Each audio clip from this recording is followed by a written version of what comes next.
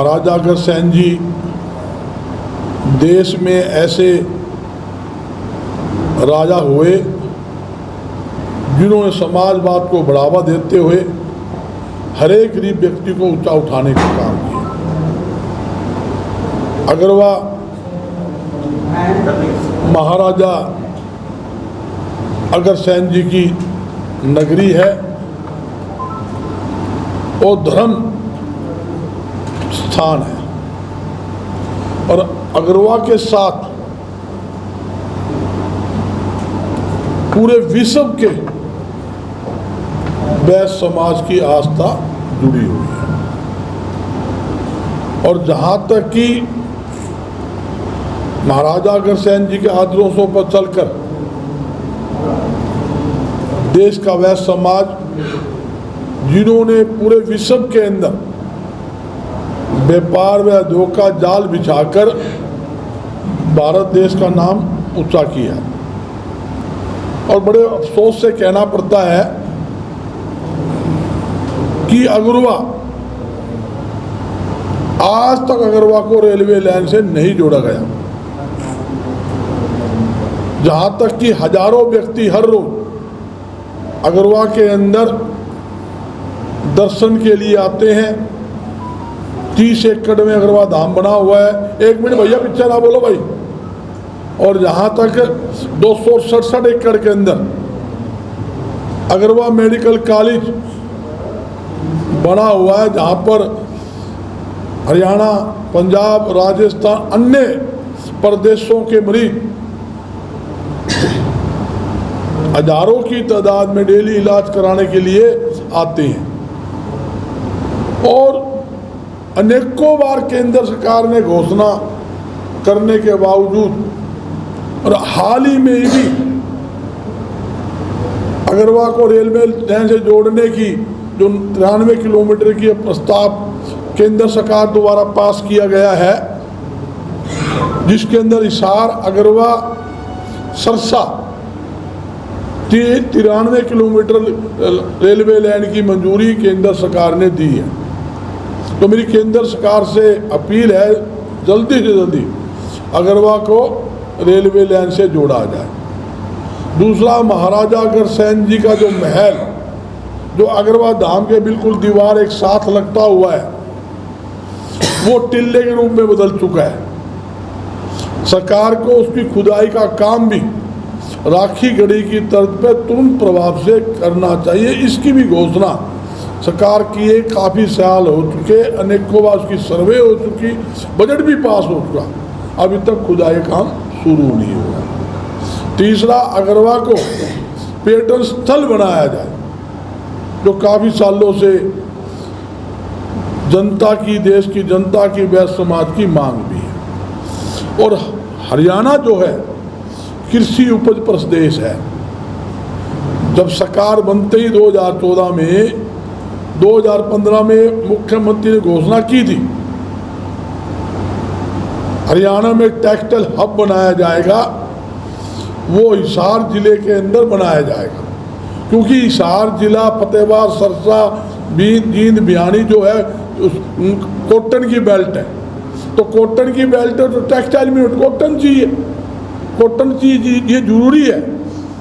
तो केंद्र सरकार को अगरवा के अंदर टेक्सटाइल हब बनाने का काम करे, और इंडस्ट्री जोन भी अगरवा में बनाए, ताकि लाखों लोगों को रोजगार मिल सके और ग्रामीण अपना फसल वहीं बेच सके।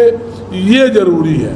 ये 3-4 चीज़ें ऐसी है जो बनने से, चलने से वहाँ का विकास ज़्यादा से ज़्यादा विकास होगा, सरकार के खजाने में पहले से ज़्यादा धन होगा।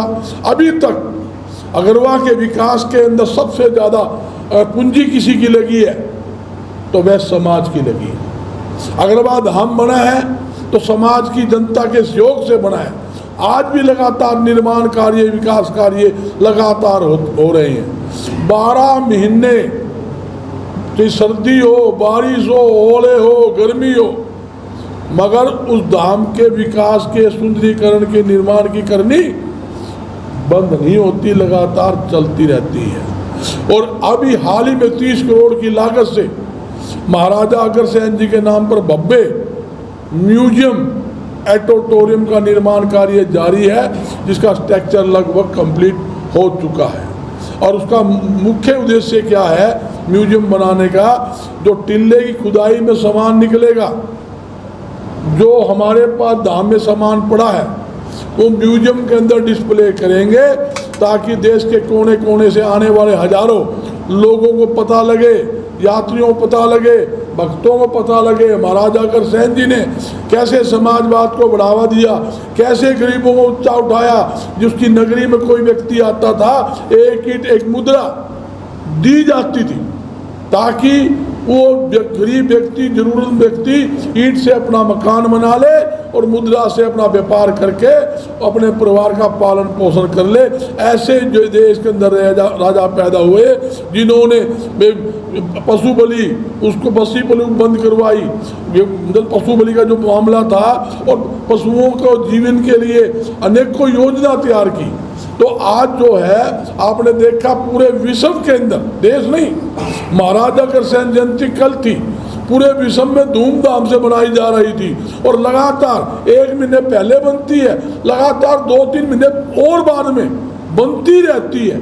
मैं भी लगातार कम से कम 70 जयंतियों में जाकर आया हूँ, देश के कोने कोने में, मतलब रात दिन मतलब चल रहा हूँ। क्योंकि ऐसे महान पुरुषों की जयंती में जाने से, उनको याद करने से हमें भी ताकत मिलती है, हमारा मनोबल बढ़ता है, और हमारे अंदर भी आत्मरक्षा की मतलब शक्ति बढ़ती है। इसलिए हम पूरे देश के अंदर महाराजा अग्रसेन जी का प्रचार करने के लिए घूम रहे हैं। हमारा मुख्य उद्देश्य राष्ट्र में जनता को समाज के माध्यम से, हमारे संगठन के माध्यम से, धाम के माध्यम से ज़्यादा सुविधा मिले, राहत मिले। इसलिए पूरे विश्व के अंदर अग्रवाल धाम के नेतृत्व में समाज की अलग अलग टीमें सेवा कार्य में लगी हुई। देरी का कारण किसको मानते हैं? जो तमाम घोषणाएं हुई हैं, चाहे वो रेल को लेकर हो या खुदाई को लेकर हो, देरी की जिम्मेवार किसको मानते हैं? देखिए, देरी तो सरकार की तरफ से होती है। हमने अग्रवाल धाम में सभी नेताओं को बुलाया, अनेकों बार रेल मंत्री को बुलाया, वही घोषणा हुई, पिछली बार भी बजट में पास हुआ, मगर काम रुक गया। अगली बार इस बार क्या है, पूरे सिस्टम वाइज आप नेट खोल के देखोगे, हिसार अग्रवाल सरसा 93 किलोमीटर लंबी रेलवे लाइन की मंजूरी मिली, और उसका सारा सिस्टम बन गया, मगर वो भी पास हुए 2 महीने लगभग हुए हैं, अभी तक काम शुरू नहीं हुआ है, सर्वे शुरू है।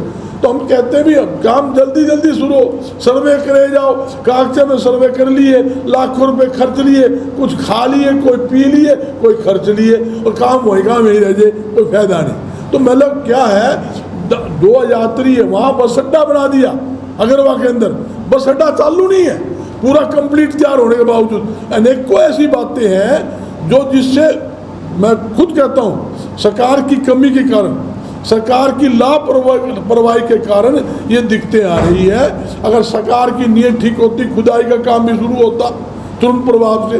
भाई टिल्ले खुदाई करवानी है, जब आप टिल्ले खुदाई कराओगे, उनकी यादगार की मैंने को सामान उस खुदाई के अंदर मिलेगा, जब खुदाई में मिलेगा वही सामान हम जो म्यूजियम बना रहे 30 करोड़ रुपए की लागत से, उसके अंदर रखेंगे, लोगों को पता लगेगा भाई महाराजा अग्रसेन जी कौन थे, कैसे उन्होंने काम किया।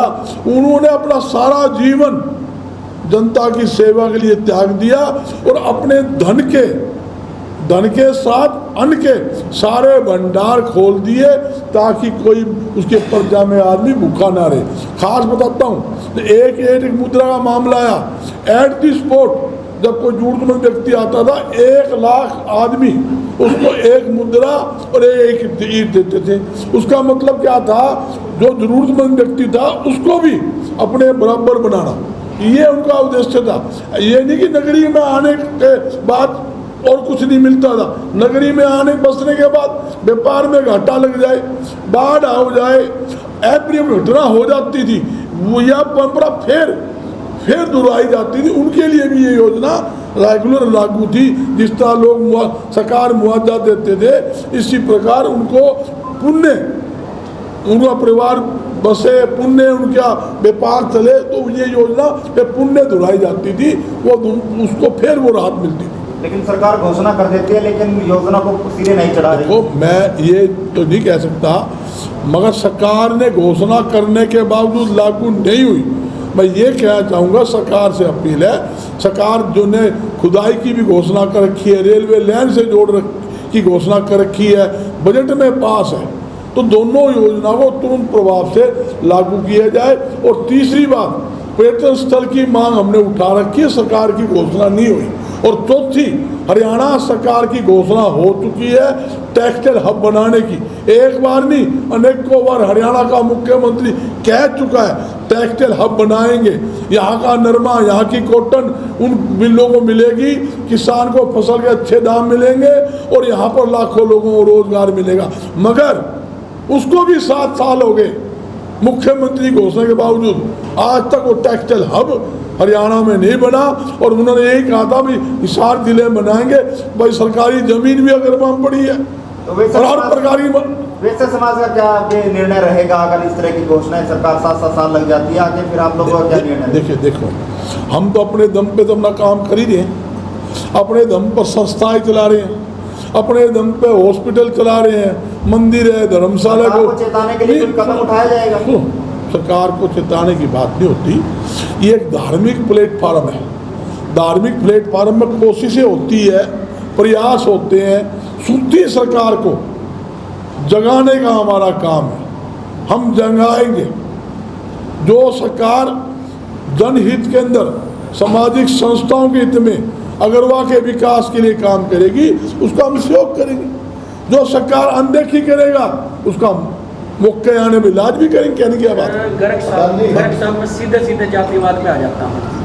जातिवाद आपकी बरादरी के काफी नेता चुनाव जीतते हैं वैश्य समाज के नाम पर, मंत्री बनते हैं, सांसद बनते हैं, केंद्र में मंत्री बनते हैं। कमल गुप्ता आप ही की बरादरी के हैं, हरियाणा सरकार में मंत्री हैं, दिगायवंत जो भी हैं, क्यों नहीं आपके समाज के मंत्री सीएम को या दिल्ली के अंदर आवाज उठाते बन से? देखिए, मैं उनके बारे में क्या कहूँगा, वो तो उनका खुद का विचार है, मगर मेरा एक विचार है, समाज का हर व्यक्ति को जो मेडिकल कॉलेज है, दाम है, उसके हित में सब लोग लग भी रहे हैं, सोच भी रहे हैं। सभी को एकजुट होकर ये जो समस्या है उस समस्या समाधान करवाने में अपना योगदान देना चाहिए, इसमें कोई लोग। विपक्ष के नेता जोश में लाके उनका अक्सर डरवाते हैं, इस पे आप क्या करें? बूथ में किया जो तो कोई भी आदमी नेता आ सकता है, इसमें विपक्ष सताई क्या बात है। मगर सरकार जो है, सरकार ने सोचना चाहिए, अनेकों सालों से हमारी आड़त 2.5% है।